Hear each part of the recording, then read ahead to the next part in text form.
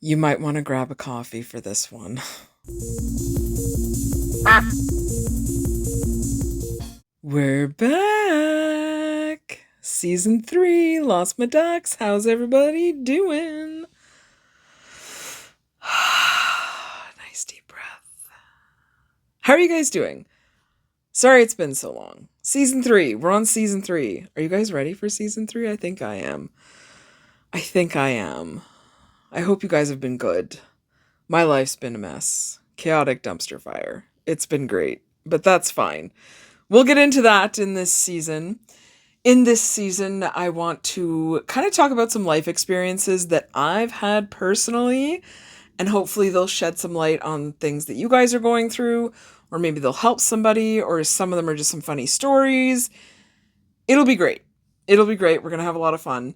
A few housekeeping things right off the bat. We are exclusively on YouTube. There's no incentive for me to be exclusively on YouTube. It is my personal choice. I am not sponsored. It is just one of those things where I don't want to screw around with Spotify or Apple Podcasts or any of the other ones because it is a pain in my behind to try to get this stuff up on other things, especially Apple Podcast. I know seasons 1 and 2 were on there, and I know they were on Spotify too, but my God, the headache. And now that Spotify is kind of like shifting away from podcasts, it's like, we don't want your business. And I'm like, okay, Spotify, that's fine.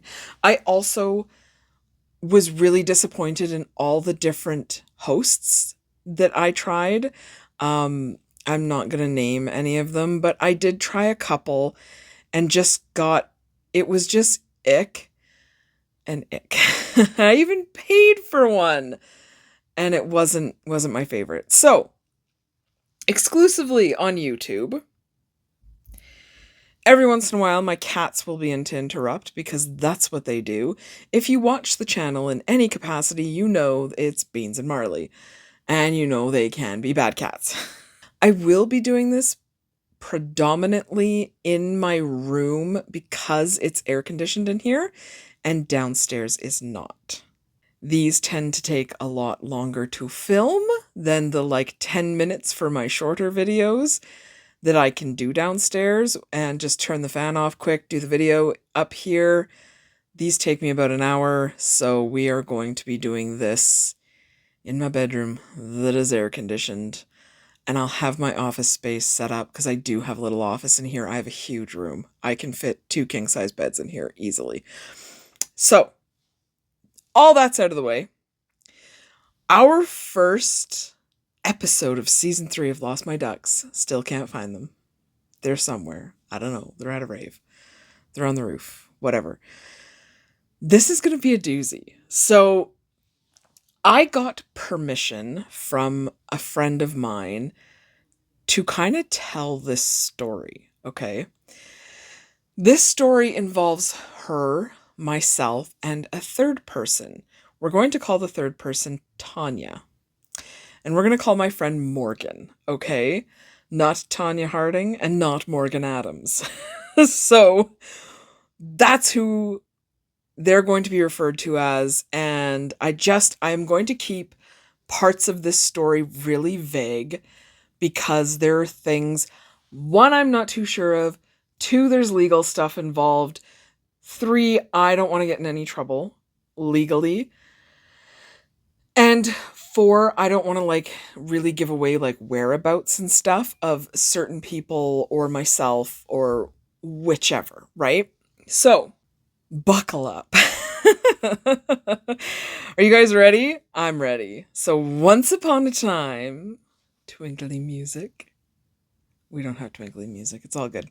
Once upon a time, Josie moved to a condo with her ex. So my ex and I bought a condo. I've talked about that on my channel. You guys know about it. It's fine. It's all good. Things that happened at the condo. Here we go. I met Tanya and Morgan at said condo. We all kind of moved in at the same time. So Tanya and I were around the same age. I think I was 6 months older than her. Morgan is 5 or 6 years younger than me and Tanya. And that's fine. Age doesn't really have much to do with this, but it kind of, no, it doesn't have much to do with this. I'm just giving you guys an approximation so you kind of get to know what's going on. Anyways, so I meet these people and Tanya and I kind of hit it off. We're not fast friends, but we're quick acquaintances, okay? And we were getting to know each other and stuff, and Morgan was too, and we would all go for coffee or lunch and do like girls things. And Tanya was married with a kid. I'm pretty sure Morgan had just got married. So, we're all friends. Like, we went on a trip together, like we did a girls trip. We got along pretty good. Tanya was always to me a little clingy to me anyways, and she was always doing the you're my best friend, you're my best friend. And I would tell her like I don't do besties, and at the time I really didn't. My best friend on the planet, and she still is my best friend, is Rochelle. That's her real name. You guys have heard me talk about Rochelle. And that's just the way it was. That's just the way it was. Rochelle has always been my best friend, even through ups and downs, offs and ons, not talking, whatever. We're still besties. And this Tanya girl was always like, oh, you're my best friend. Oh, I love you. Oh, this, oh, that. And I was like, okay, whatever. Good for you. Thank you. I'm flattered, but you're not my best friend. I don't do the best friend thing. I hope you understand. Whatever. I would say that to her repeatedly. And this would keep coming up, okay? And it kind of annoyed me, and I'm sure it would annoy anybody. It's like, no, back off. Gross. Time out. So, I just kind of let it slide. And then she started getting like really, really clingy. But besides doing the clingy thing, she would, like, we would go for coffee, okay? We would go for coffee. And she would always be like, oh, I'm paying, I'm paying. You know when you go through the Starbucks drive-thru and it's so much easier to just like pay your friend than doing two separate orders? Well, back in 2012, we didn't really have an app that does that. Like, the bank apps didn't even do that, but now they do. So, I would get her, she would get me back and forth with Starbucks or something, and we'd go for pedicures. The only time I didn't pay for my pedicure was my birthday, okay? And it was once. I would always pay for my own pedicure. I would always try and get coffee. And please keep in mind, I was usually the one doing the driving. And I'll explain why in a couple minutes.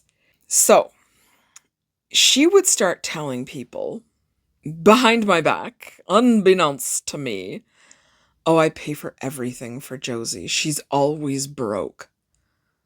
And I'm like, excuse me? I work 2 jobs. I'm not always broke. I pay my bills. Like, at the time, my ex and I were dual income, no kids, 1 cat. So I was not always broke. Yeah, I didn't have as much money as she let on that she had, but I let it be known, like, I'm not paying $100 for dinner. You know what I mean? I will pay $40 for a dinner, but I'm not paying $100 for dinner. And I would go get my nails done, and I would go do pedicures, and I always paid for my own nails. Now I do them myself. But she would go tell people, oh, well, I paid for Josie's manicure. I'm like, no, you didn't. Absolutely not. And there was some people, I would like whip out like my debit transactions, be like, look, here's me paying for my manicure. Because some people were like, oh, yeah, well, you're always broke. So I'm like, no, I'm not always broke. I'm frugal. I don't like spending my money on stupid shit. Unless it's clothes. Anyways, if you guys only knew. Actually, you do know. Anyways, so that really irked me. And there was a couple other things she would do, and like she would always try and be the better person and one up me. And even with my career, I was on the radio. She's like, I'd never heard you on the radio. I'm like, well, do you listen to the station I'm on? Well, no. I'm like, well, maybe that's why you've never heard me on the radio. It's not like I'm on every radio station. That's so weird. And she's like, I'd never heard you on the radio. I don't actually think you're on the radio, or you'd think for somebody in radio, you'd make more money. I'm like, no, you don't make any money in radio unless you're like morning show or afternoon drive. That's who makes money in radio, or you're like Charles Adler. You know what I mean? She would always do this to me, and it really aggravated me. And I was like, whatever. And I never got really close to her. She would tell me all kinds of stuff, and I would just keep things at bay, and I would keep things in, and I wasn't one of those people who just like spills all my baggage out to one person. So as things go on, Tanya explained to us that she had MS. I'm like, oh, I'm sorry to hear that. That's too bad. Like, I hope, you're able to do some treatment or whatever. Oh, well, I've tried all the treatments. Have you? This brand new one that like just recently came out? Then her whole thing was, well, I had this bone marrow transplant and I had this treatment and it went horribly wrong and I won a lawsuit. We're like, okay. It didn't even faze me because I'm not money oriented. I know some people are, but I'm not money oriented, and neither was Morgan. Neither is Morgan. Neither one of us are money oriented people. So we were like, yeah, whatever. Have fun with your lawsuit, right? No, like we don't care. She's like, no, like I won like I won millions. And we're like, okay, good for you. Didn't care. Okay. Then she's telling us she has MS and she would have all these like fits and attacks and all this other stuff. And I'm like, okay, you do have MS attacks. I have another friend with MS, and she kind of explained some of this stuff to me. And that friend met Tanya and was like, after the fact, she said to me, she's like, something's not adding up. And I'm like, I thought so too. So when you're a news anchor, you do journalism for 2 years, right? You just kind of put two and two together. You learn, you're taught how to interpret facts or go through facts or look through things or scrutinize, just that type of stuff. And I've always been one of those people who scrutinizes. So it's just me. So I'm sitting there thinking to myself, just some of the stuff that would happen, like, that's not how that works. And like, I know that's not how that works because I have another friend who has explained to me, who's been in MS support groups and knows what's going on. And she's like, that doesn't make sense. Like, there's stuff that doesn't make sense. She's like, but benefit of the doubt, that's just her interpretation of it. And I was like, you know what, that's been my interpretation of this too. Because there was fits where like she would be completely immobile and not able to speak or open her eyes or like just be like dead weight on the bed. And her child would call me freaking out and crying because his dad wasn't home. His dad was at work and his mom is immobile. And so I'd go up and I would check things out and assess the situation. And the thing was, like, a couple hours later, she'd be fine. And I'm like, that's not how that works. And if you're immobile like that, you should call an ambulance. And she would refuse to call an ambulance. She said, whatever you do, don't call an ambulance if something like this happens. There was one instance where she had these friends that were over. They were a couple. The one lady, like, they were expecting. And Tanya just does this immobile thing. She like freezes on the couch. So the one friend, they come down to get me. And I'm like, why are you guys getting me? Oh, well, that's what Tanya's son said to do, was to come get you. And I'm like, okay, I will calm him down. And they're like, we need to call an ambulance. We need to call an ambulance. And then suddenly she's like coming out of it. And no, don't call an ambulance. They won't understand. I'm sure you guys know where this is going by now. Anyways, that kind of stuff happened. Okay, it happened frequently. And then suddenly she had Hashimoto's syndrome, which I'm not sure, it's a thyroid thing. I was like, that's odd. And I found out later that someone else she knew was diagnosed with Hashimoto's. And I was like, oh, okay, starting to add things together. At this point in time, Morgan has stopped talking to me. Okay? I had no idea why. Morgan and I talk now, but I will get into that in a minute as to why she stopped talking to me. So I like found out after the fact. So at this point in time, Morgan stops talking to me. And I'm like, okay, like she's kind of cold, but she's like friendly enough in the building. And I was like, oh, okay, whatever. This weird shit is happening. What do I do about it? Right. But I had other things going on in my life, in my personal life, that neither of these two people had any idea what was going on. I had like some of my own health stuff going on, which we all know now what was going on, but that's besides the point. So she starts dating, she gets divorced. Like, this is Tanya. Tanya gets divorced. She starts dating this cop. This cop is like, I don't know, he was all right. Whatever. He was like 25 years older than her. And I was like, yeah, that's kind of weird. Do your thing. You do you. But she bought them separate cell phones, which I thought was so weird because he was sending texts to her actual cell phone and like they were mean, and then he's like, oh, someone hacked my phone, and I was like, that's not how that works. Do you know what I mean? So that happened and she was all broken up about that, and I was like, okay, whatever. And then it comes out of the woodwork, we can't go to this small town near where we live to go to Costco. It's an easier Costco to get to from the end of town that we lived on, to go to the next town over and go to that Costco than to drive and go to like the busiest Costco in North America. Okay, I swear to God. I actually think it might be, but this Costco is nuts. So we would drive out of town. Then she's like, oh, I can't go to that Costco anymore. And I'm like, oh, well, why not? Well, because this other person who's also a police officer is suing me. And I'm like, oh, okay. Why? Like, that's odd. Because she scammed them, according to her. And I'm like, okay, this is odd. I don't know a lot about this, but I was like, here's another red flag. So it's been like, what, 5 or 6 red flags so far? So we're going to get more.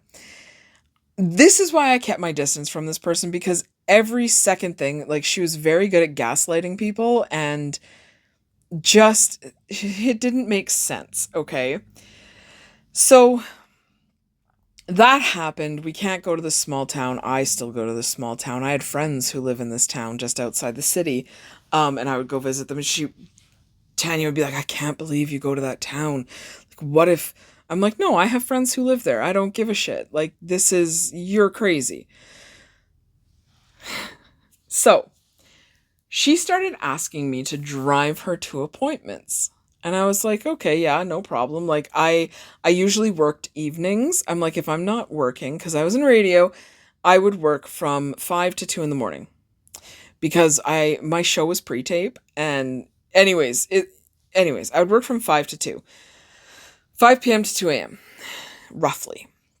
So I had time during the afternoons to take her to an appointment or whatever, right? So I would drive her to an appointment. Big deal, whatever. You have to go get blood work. You have to go do this. Most of the time I would just wait in the car. So I don't know what went on in there, except for one time. She gets me to drive her to a couple of appointments that day. And one of them is downtown. This is the only time she offered me gas money. And it's because I said something. I was like, look, I'm driving you to all this stuff. This is costing me a lot of money. And I'm getting kind of sick of it. And she was like, oh, okay, I'll pay for some gas. So she put like $30 of gas in my car. And this is after, I don't know, I've been driving her everywhere. We would also go and do like craft sales and stuff together because we were both crafty. And I would pay for the gas, and I would pay for the lunch, and I would pay for everything. And she was like, well, I paid for half the table. I'm like, well, I paid for the other half. Maybe you could pay for some gas. You know what I mean? That never happened. So she never did. Anywho, so we get to this appointment. It is downtown. And I'm like, pay for parking. And she's like, well, I think you should pay for parking because it's your vehicle. Excuse me. So I did, because I didn't want to get towed. And I said to her, I'm like, why didn't you just bring your handicap placard with you? And she's like, well, because it only works in my vehicle. I'm like, no, it works for whoever's assigned to the placard. That's how they work. Well, that's not how mine works. And I'm like, whatever, you're so full of shit. Anyways, I think her handicap placard was fake. So we get to this office and we go up in the elevator. Like, I pay for parking. I go in with her and they're like, well, we don't have an appointment for you. We don't even have you in our system. And she's sitting there being like, oh, well, that's impossible because you guys called me and, and she's like starting to stutter and stuff. And she's like, I know you guys called me and confirmed the appointment. And then it was suddenly like she like a fucking switch flipped and she was fine. And the receptionist is sitting there being like, no, we did not. I can guarantee we did not book an appointment with you. We don't even know who you are or who your doctor is or whatever. So Tanya insists on going back and just like goes back. Like goes to the back and she's gone for about 5 minutes and the receptionist is looking at me like, what the hell? And I'm like, I don't know.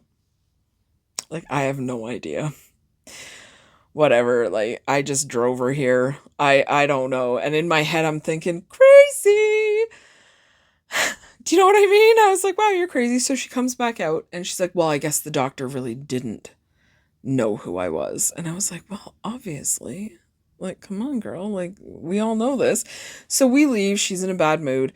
And like this was a specialist, like a vein something, not like varicose veins kind of thing, but like to check if your veins were, I don't know, viable or some. It was so strange. One of those like specialty things. And so we leave and it was bizarre. I was like taken back by it. So at that point in time, I was like, okay, this was like the red flag of red flags. I'm like, this chick's cray cray. Okay. Like, holy shit. Holy shit. So, as somebody who had some mental illness stuff go on and who's had like, I've had migraines my whole life and they've tried me on different antidepressants because they can help prevent migraines. So I kind of know what they're named. And then especially after I had my breakdown and stuff, because I was on the crazy pills, I know what they're called. So I'm in her house and I did not snoop.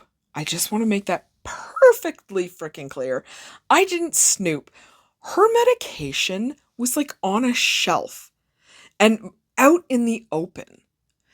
And it was like, she had spironolactone, which is, I'm pretty sure that's for like blood pressure, but also for like skin conditions and stuff.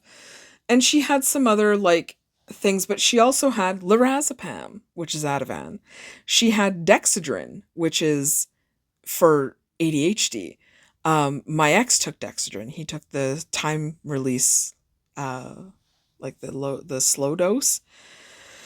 So I knew all about that. She also had gabapentin. Gabapentin is a tranquilizer kind of thing, but it helps with seizures and it helps with other things. And that's why I wouldn't let her drive. So there was a point in time before I found out about this that she took Ativan and painkillers and was driving her vehicle and she hit a curb and I was in the passenger seat and I was like, absolutely not. I made her pull over. I got out and I was driving and I'm like, no. And she's like, I don't want you to drive because you had some CBD. I'm like, I take CBD all the time for pain because it's better than being on whatever the hell you're on right now because, oh my God. Like she was like, woo, like it must have hit while we were driving. So I'm driving and I'm like, no, you are never driving again. I'm not getting in a car with you unless I'm driving kind of thing. And then I found out later, so Morgan, like, we run into each other in the hallway and she's like, hey, did you hear what happened? Tanya, claims to have had this seizure and all this other stuff and her license got taken away. I was like, what? She's like, I found this out through another friend of mine who is a nurse. And this other friend lived in our building. And I was like, oh shit. I'm like, okay. So she had a seizure. Like, what's going on? And, once you start having seizures, they usually are kind of iffy on your driver's license and getting it back. I approached Tanya about this and I was like, hey, I heard you had a seizure. Are you okay? What's going on? Oh, well, this nurse got my license taken away and she's this and she's that and she reported me. I'm like, dude, if you had a seizure, maybe you should get that figured out before you start driving again, because that's crazy. That is like, oh my God, you had a seizure. I really hope you're okay. But like, that's your brain malfunctioning. I think she faked it.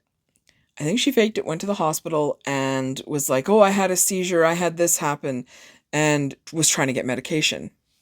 So that's what I thought. And I was in her house again, and there was psych meds. There was anitriptylines and like all the other, SSRIs and all those things. There was a couple different ones. And I was like, that's dangerous. So I wasn't supposed to mix the antidepressant I was on with Zomig, because it can cause something called serotonin syndrome. So I had to be really careful. Zomig is for migraines. The triptyline, I guess, whatever, SSRI that I was on was, I tried Cymbalta, I tried Paxil, Prozac, a couple of them. I was on a couple different ones. It's fine. But you wean off and go back, like, do you know what I mean? To figure out what's right for you so you can do your counseling and you can get through it. Anyways, she had prescriptions for a couple different antidepressants and psych meds, as well as the gabapentin, the Ativan, a bunch of different painkillers. And I was like, this is so strange. That's a lot of crap to take. And that stuff can kill you if you're not careful. Like serotonin syndrome, for example, is a really real thing and people don't think it is. But when you start like shaking and stuff, because the serotonin level in your head is so high, it can like start shutting you down. Anyways, besides the point. So she fights tooth and nail to get this seizure thing off of her record. I think she just did it so she could try and get some medication for seizures. So we're at the pharmacy. Okay. I took her to the pharmacy and the pharmacist would not serve her and accused her of doctor shopping. I was like, oh, that's odd. Like that's a really odd thing. And he said to her, I will not fill these prescriptions. You are doctor shopping. Not a chance. And I was like, something odd is going on here. And I think I know what it is. I think she was prescription seeking, painkiller seeking, narcotic seeking, that kind of thing. I also think she was cray-cray. So that happened. And while all this is going on, I'm getting divorced. So, and as I'm getting divorced, she says to me, because we're best friends and all this other stuff, I think we should, because I have all this money, I think we should buy houses next to each other. I'm like, I can't afford to buy a house. Sorry, I'm getting divorced. It is what it is, right? Well, I'll buy you a house. I'm like, okay. At this point in time, I'm like, okay, sure. Let's play along with this charade. I want to see how far this goes. And in the back of my head, I'm like, what if it's real and I get a house out of this shit? I deserve it putting up with this. So at this point in time, she's like, okay, she's like, start looking around. We'll get houses next to each other. Maybe we'll build houses next to each other. I'm like, oh, okay, that'd be really cool. And, there was part of it where I was like, that would be really cool. Like, that would be really cool. And I was like, like, it would be nice to have neighbors that I know. And, like, I know you're kind of crazy and I know what's going on. And it would have been life-changing. Like, honestly, it would have been life-changing. And I was hoping it was real. Like, who wouldn't? Who wouldn't hope it was real? And that's on me. And part of me telling this story is because I don't want people to get screwed around by people, and I'm just explaining this stuff because of red flags, okay? And for you guys to see the red flags, and maybe this is happening to you, maybe not to this extent, but some similar issues, and you're like, oh wow, maybe I should cut this person out, or maybe I should readdress this, right? So let's continue. Also, like, subscribe, turn your notifications on. Let's do that halfway through. Whatever. Anyways, so I'm sitting there thinking, oh, I'm going to get a house out of this. Okay, cool. So at this point in time, I'm getting divorced. Like, we had been separated for about a year, so just finalizing stuff. And I had met Reno, Ian, as he likes to be called. So if you guys watch this channel at all, you know he's Reno. So I'd met Babe Reno, and yeah, we were doing this relationship thing, and he owns a townhouse, and that's where we live now, and it's wonderful, and it's happy, and we need central air, and we know it, and we will one day. Anyways, that's like the only thing wrong, and we need to fix the carpet downstairs because the cats destroy it. So that's life. Anyway, we love our little townhouse. We have a beautiful garden in the back. We have a kind of burnt out, half-eaten garden in the front, and it's great. It's great. So anyways, but he's like, that's a life-changing thing. If we had a house, that's a huge thing. If the camera is a little off, I just hit it.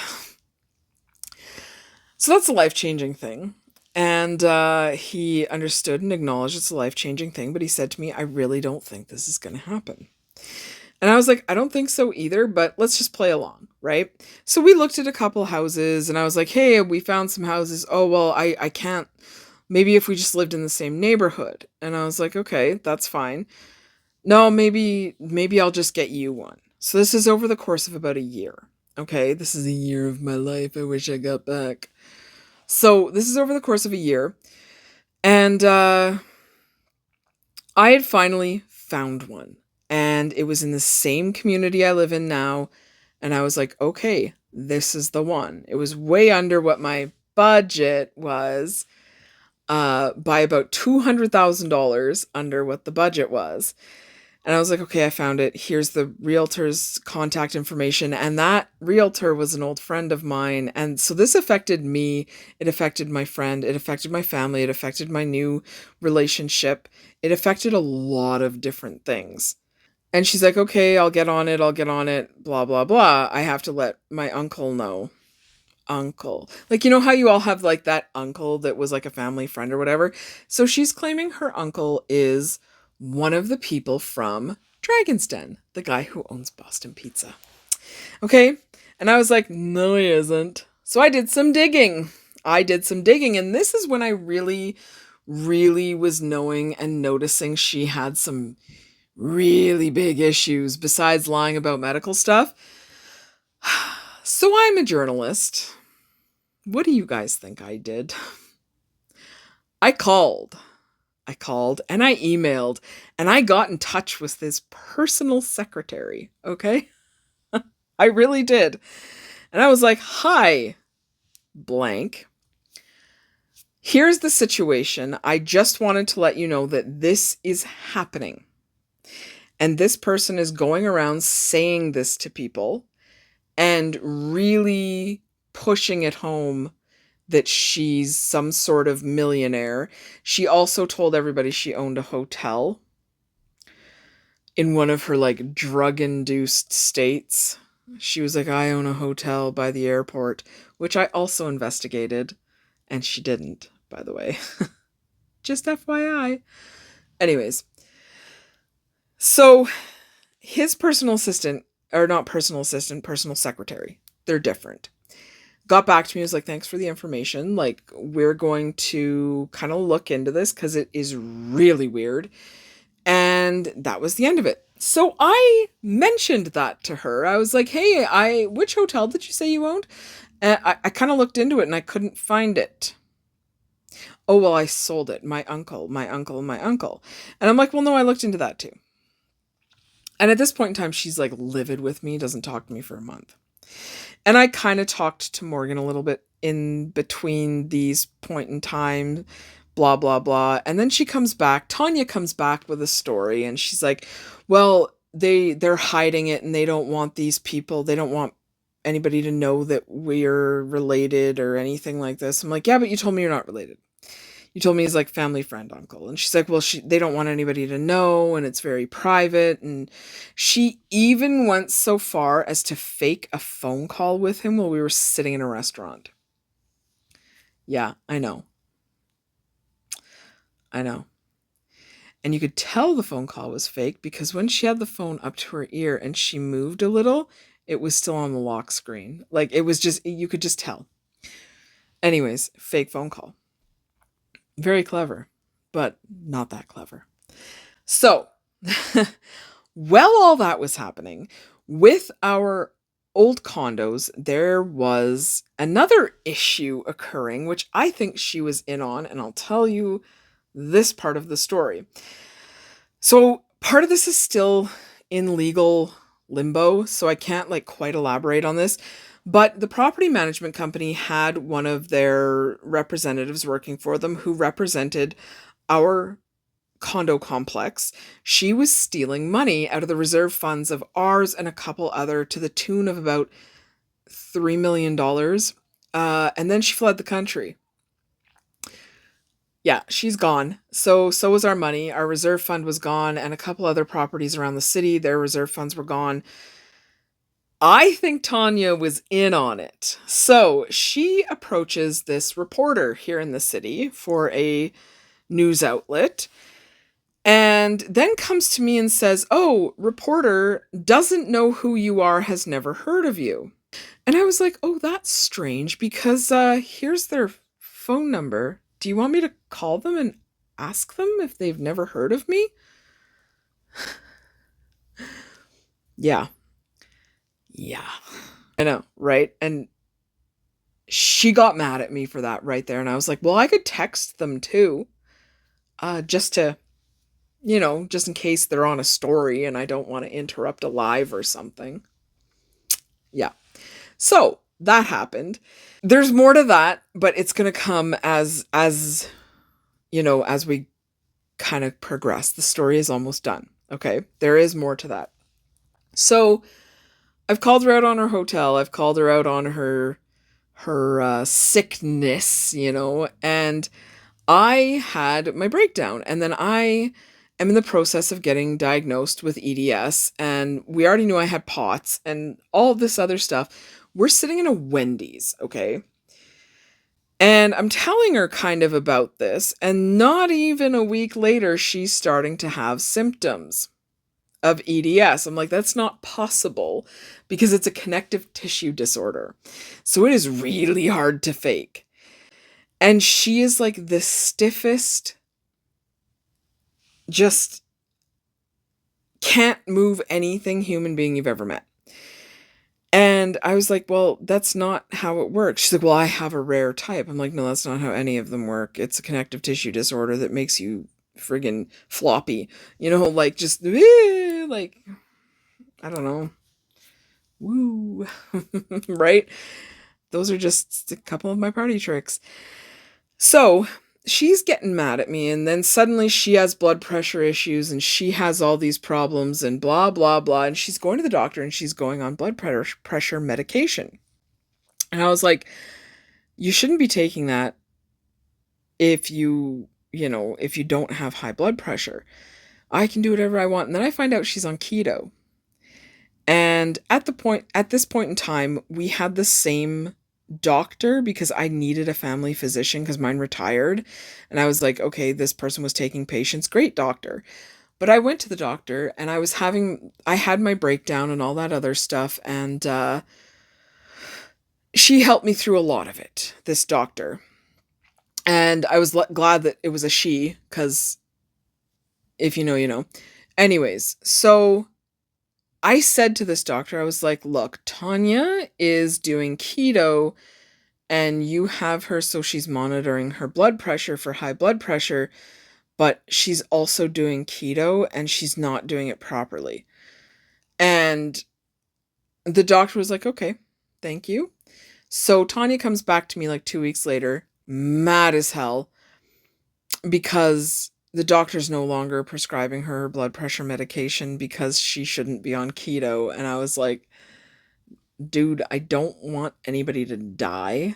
Like, what you're doing might kill you.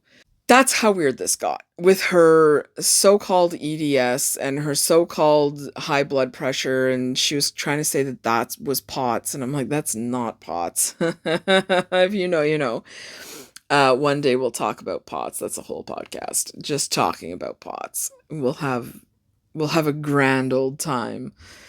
So all of this stuff is coming together into a tight little ball wrapping around her. And the guy she's with now is just not, he's a con artist too. And I say that because she met him through a mutual friend who they were in an MS support group together. And she told everybody she got this windfall of money. And suddenly this friend is setting her up with this guy that she was actually into. And this guy is like really into Tanya. And we're at this bar and he's hitting on me the whole time he's talking to Tanya. And I was like, this is creepy.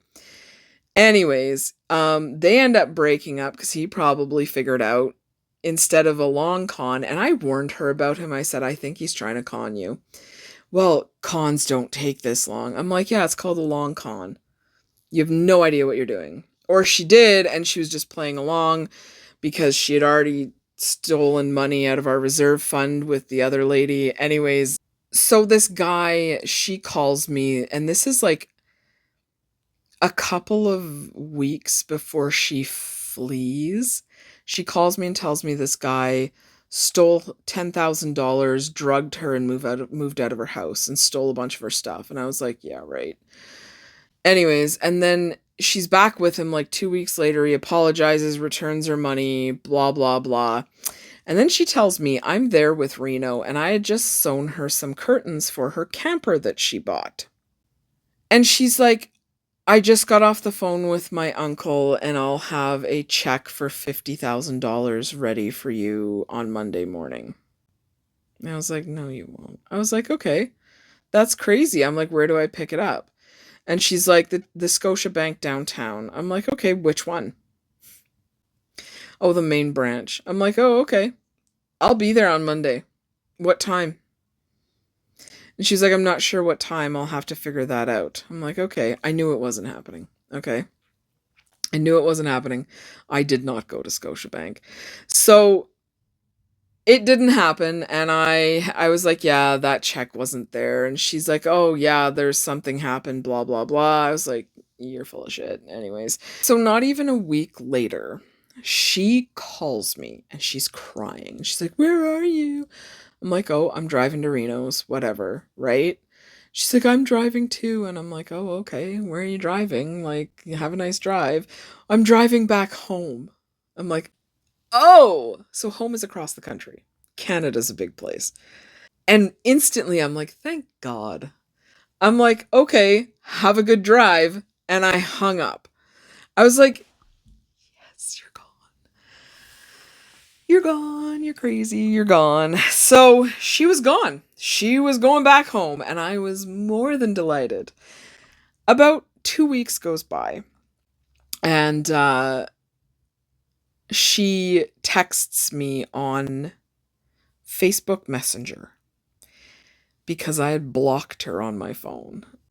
She messaged me and was like, oh, I was trying to get through to you on the phone and blah, blah. I'm like, yeah, I had to get a new number. No, I didn't. Anyways. Oh, why? And because I was in media and there's a lot of contacts, I gave some bullshit excuse. So she's trying to be pleasant to me and, texts me that, oh, my ex is back in the picture again. And, we both bought brand new SUVs and I bought a house here and here's my big property and here's my kid's room and all this other stuff. And I was like, oh, that's great. Good for you. Have a nice life. And then I messaged her. I'm like, hey, can I borrow $2,000 off you? I just wanted to test it. This is the same person who is going to purchase me a home. Okay.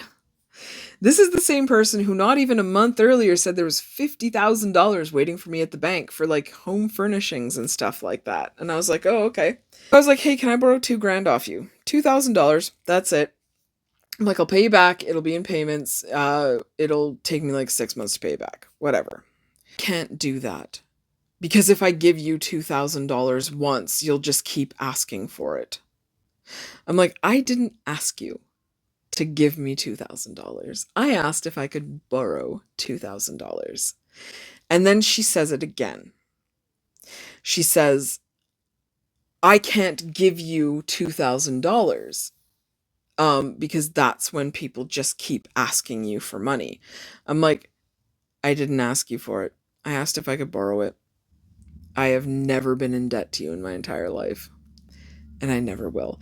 I'm not like a big gift person. And this is why I wouldn't let her buy me stuff or like anything like that, because it weirded me out. Gifts weird me out. Ask my family. They know. Ask Reno. He gets mad at me every year. It's whatever, because he's like, I want to buy you a birthday present. And I'm like, ah! So that's what happens. That's what happens.